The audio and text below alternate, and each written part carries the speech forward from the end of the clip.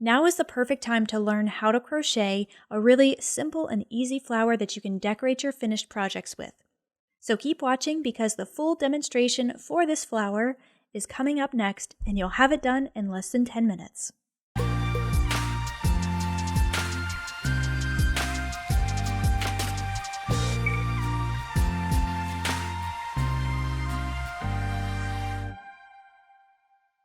First, what you want to do is create your slip knot and chain 2.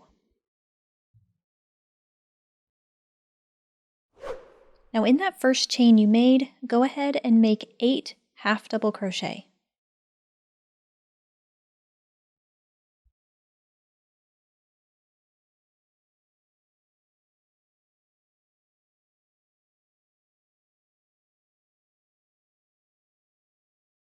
Now this part's really important. Find your first half double crochet and join with a slip stitch to that front loop only.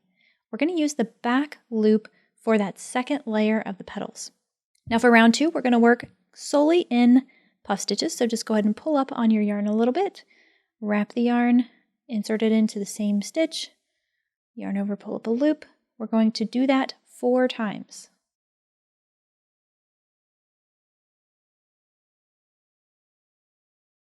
When you do that a total of 4 times, you'll have 9 loops on your hook. Then you can yarn over and pull through all 9 loops. Create a chain to finish it off. We'll do the same thing for the remaining 7 stitches, working a puff stitch in the front loop only of each one of those stitches.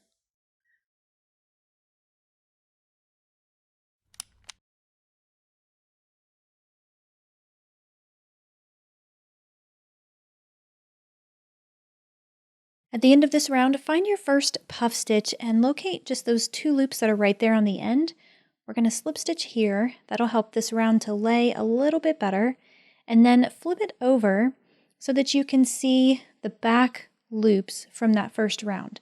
Now you'll jump over to your second puff stitch and you can see that bar right there at the base of it. Go ahead and slip stitch there.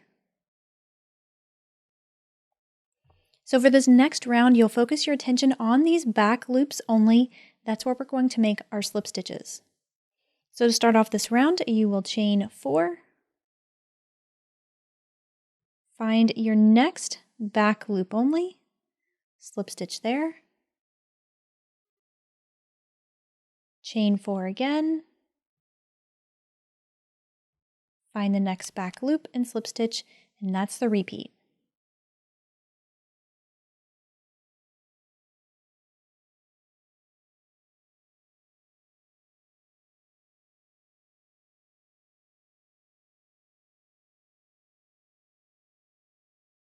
At the end of the round, make your final chain 4.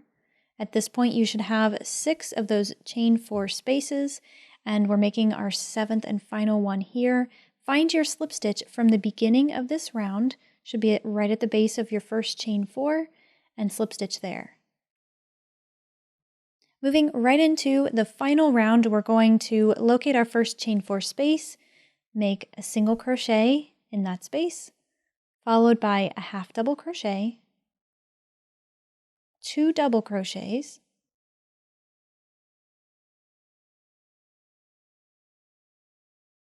chain 2, 2 more double crochets, half double crochet, and single crochet, all in that chain 4 space. And that's the repeat for each one of our outer petals. You'll just move right into your next chain 4 space, make a single crochet, and continue on.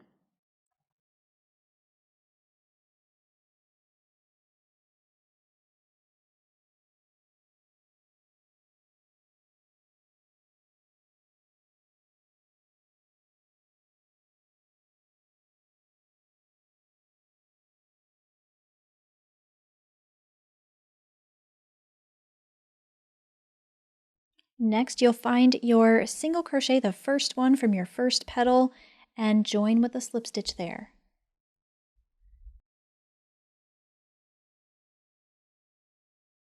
Before we just go attach this to our project, we really need to clean things up a little bit.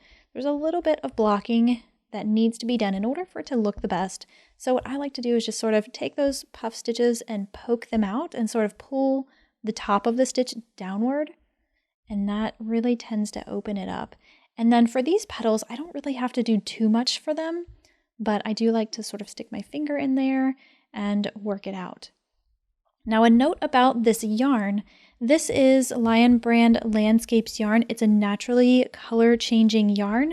So if you use this yarn, your flower is going to look completely different. There's tons of different colorways available. And this one in particular is called Rainforest, and it's making some really interesting flowers. So I would love to see your flowers, the ones that you're making now.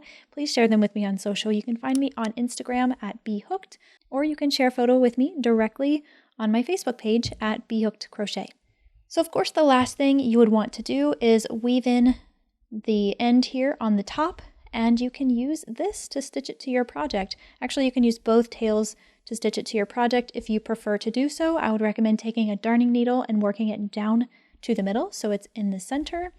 And the difference is in the details. Perhaps you have a button or a bead or something like that that you could put in the middle. It would be a nice finishing touch.